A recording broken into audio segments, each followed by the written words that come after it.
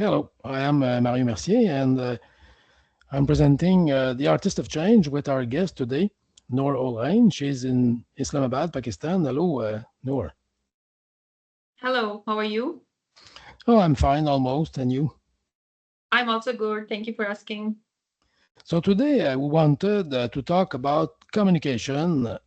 First, I think we'll talk about the subject by the entry of the lack, maybe the lack of communication, often causing conflicts. Yes. Um, Actually, if we talk about, first of all, this is a very interesting topic. I Hmm. always wanted to talk on this, and I have give many sessions and different trainings about it. The reason is that main thing is communication. When you are communicating people, so we misunderstood. What people face is that we think that communication is only speaking good in English or in the specific language, but in actual communication is that when you are sitting or when you are communicating something, your body language, your expression, your tone, it all include in communication. So if it is not aligned as per your you can say message, so it will be misunderstood, and it will give a huge impact on your relation, and sometimes it will be misunderstood definitely, because sometimes we think that I didn't say that thing in that bad way, but why other person is thinking this like this, that I maybe have talked to him in a very rude way, but usually our body language, our expressions are not matching that tone. So that's why it Yes, causes conflict. yes, I think because in fact people focus a lot on verbal communication. This is normal Yeah. because this is the way we communicate between humans. But right now, I see, in fact, I see all around the world people are really shifting towards English language because it was decided somewhere that English was the international language. And by the way, I must say here that I think that all that is American and English is imposing itself in everything, but it should not be. But there is more than verbal communications. We must also be conscious of our physical communication, the way we move, the way we communicate globally, in fact. Yes, very well said. We only focus on our English communication, but apart from that, your facial expression, your body language, it also plays a very vital role.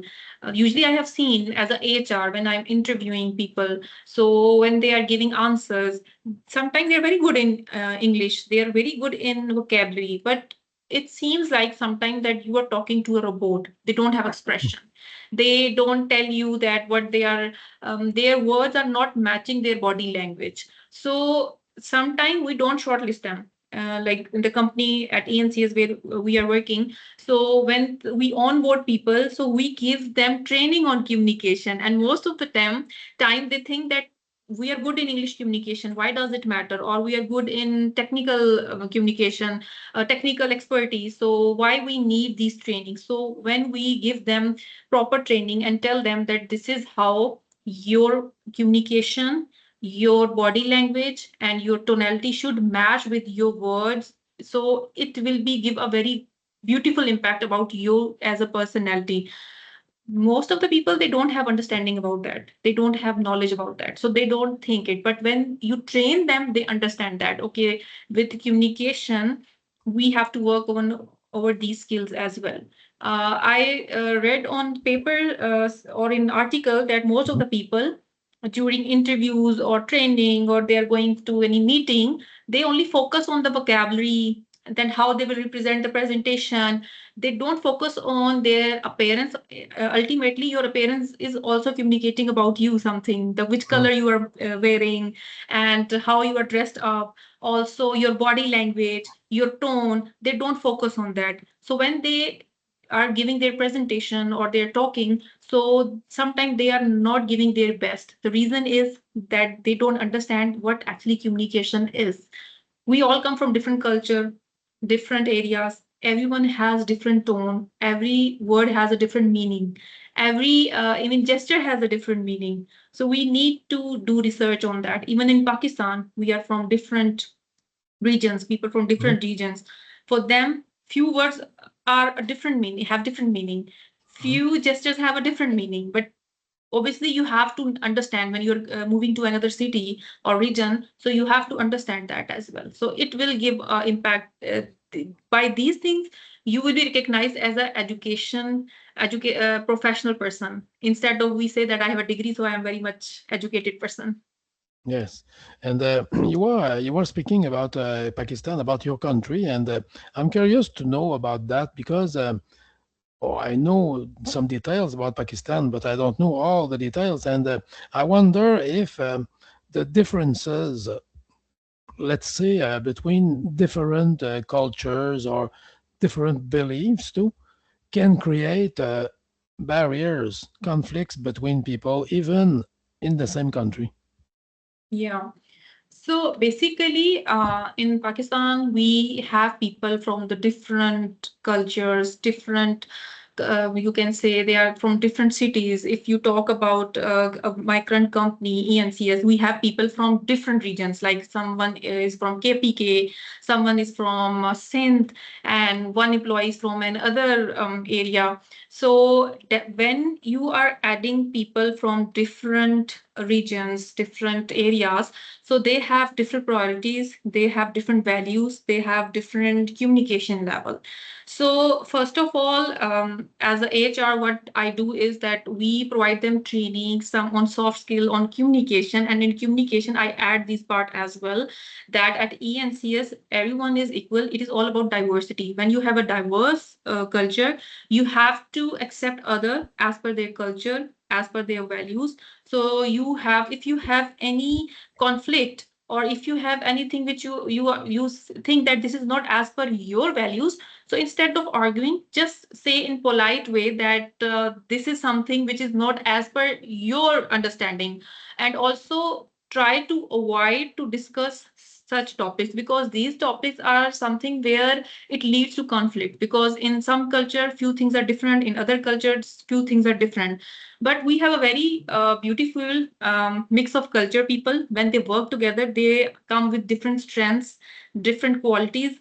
We adopt them, we learn from them, and when they're working together here, so it never seemed like that people are working from different any other culture, so they adopt each other. So this is how in most of the corporate culture in Pakistan, I have seen that this is the culture, that people who are coming from different region, so they try to mix themselves with their culture, and also they adopt few points from the other cultures, because we understand that people are coming from different culture, so we cannot stick to one uniform culture. There Mhm. should be some mix and match of different cultures. This is how we can create a diverse culture.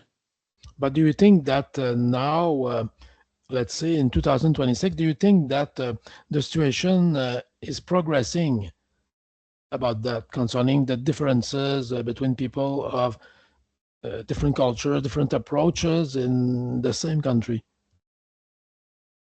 Approaches in terms of adaptability, acceptability, you are talking about? Yes, acceptability, yes, and also accepting the differences of culture of the neighbor, I would say, because when Hmm. people are living in the same country, in fact, they are neighbors, but often, even if they are neighbors, they cannot really communicate well with others. I take, for example, here in Canada right now, there is a problem growing, I would say growing, yes, because they accepted maybe, not maybe, surely too many migrants, and that was an economic reason because this is always money who controls everything.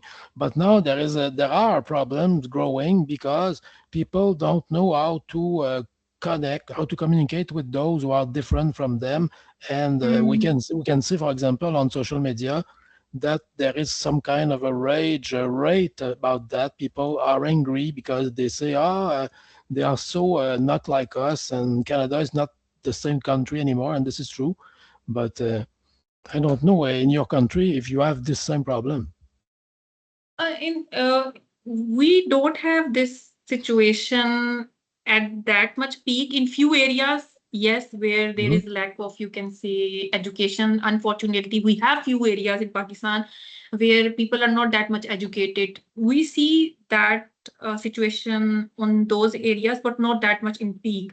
But in most of the areas, if you see, people are now educated. They understand that these people are also part of, is the person who's coming from any other region or any other area, from any other province. They are part of Pakistan, and we have to adopt them. We have to accept them.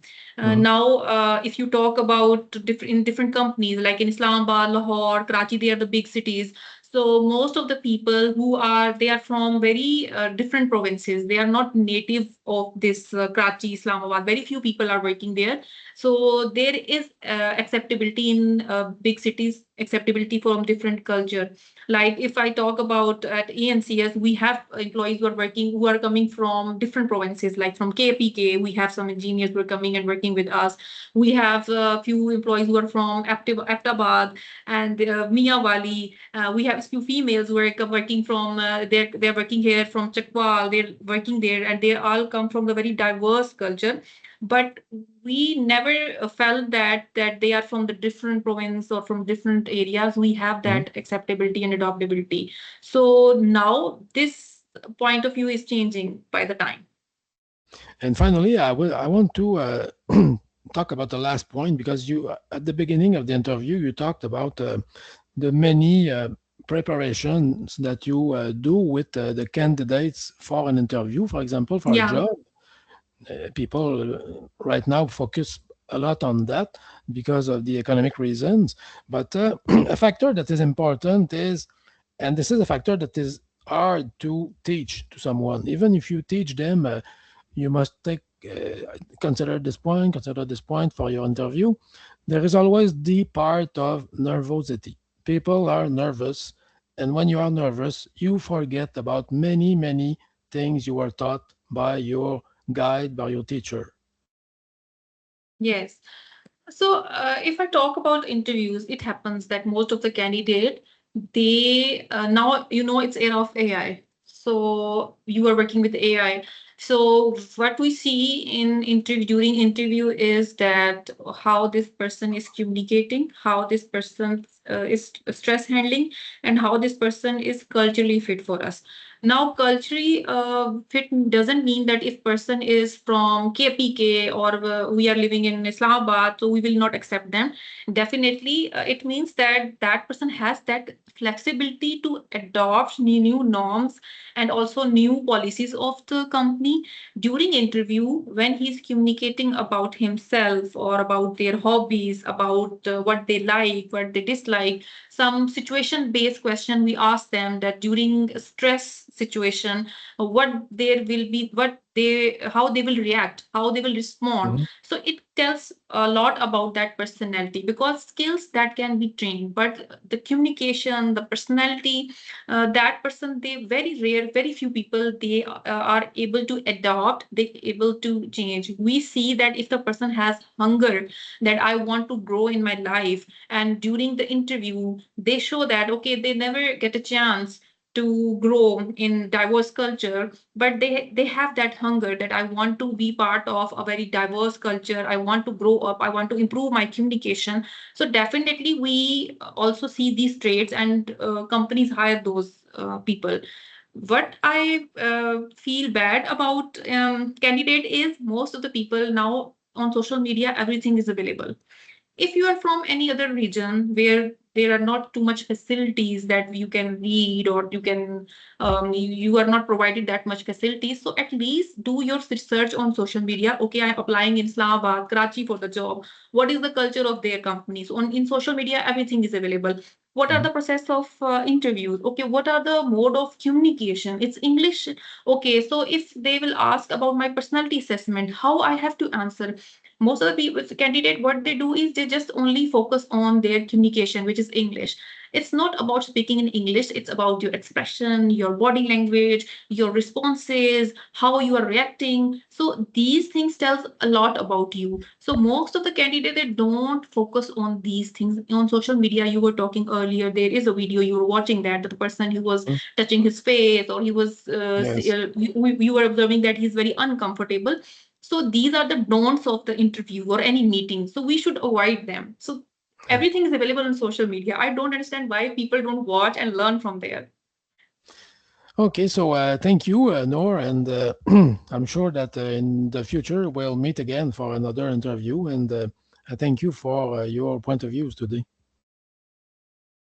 Thank you. Pleasure is mine. Thank you for inviting me. Thank you. Bye.